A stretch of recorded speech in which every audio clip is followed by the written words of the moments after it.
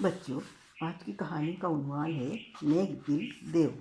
کسی پہاڑ پر ایک دیو رہتا تھا۔ وہ بہت نیک تھا، غریبوں کی مدد کرتا تھا۔ وہ جب شہر کی طرف آتا تو کوئی نہ کوئی بھیس بدل لیتا تھا۔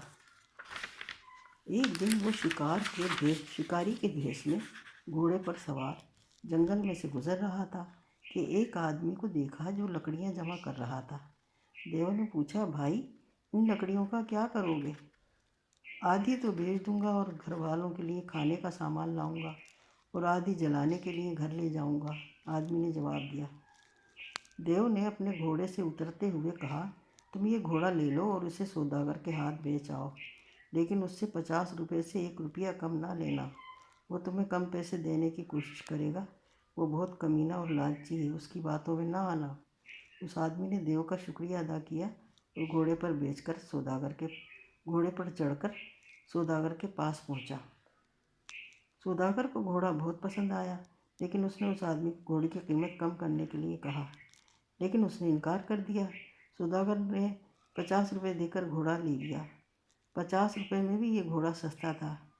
لالچی سوداگر نے سوچا کہ یہ گھوڑا کسی کسان کے ہاتھ دگنی قیمت پر فروخت کرنا چاہیے۔ اس نے گھوڑے کو اپنے استبل میں باندھا اور گاہک کی تلاش میں نکل کھڑا ہوا۔ جلدی اسے ایک بھولا بھالا کسان مل گیا۔ سوداگر نے اسے 100 روپے میں گھوڑا خریدنے پر راضی کر لیا۔ لیکن جب وہ کسان کو گھوڑا دکھانے کے لیے استبل میں آیا تو گھوڑا غائب تھا۔ وہ سمجھ گیا کہ یہ دیو کی شرارت ہے۔ اسے دیو پر بہت غصہ آیا اور اس سے بدلہ لینے کی سوچنے لگا۔ ادھر دیو نے سوداگر کو اور تنگ کرنے کا طریقہ سوچا۔ اب وہ ایک مزدور کے بھیس میں اس کے گھر آیا اور کہنے لگا، میں ایک غریب آدمی ہوں، میرے پاس روٹی کھانے کو بھی پیسے نہیں، مجھے کچھ کام دو۔ سوداگر نے کہا، ان لکڑیوں کو آری سے کاٹ کر چھوٹی چھوٹی کرو۔ مجھے اس کام کے کتنے پیسے ملیں گے؟ دیو نے پوچھا۔ تم ان میں سے جتنی لکڑیاں ساتھ لے جا سکتے ہو لے جانا۔ دیو نے ساری لکڑیاں چند منٹوں میں کاٹ کر رکھ دی۔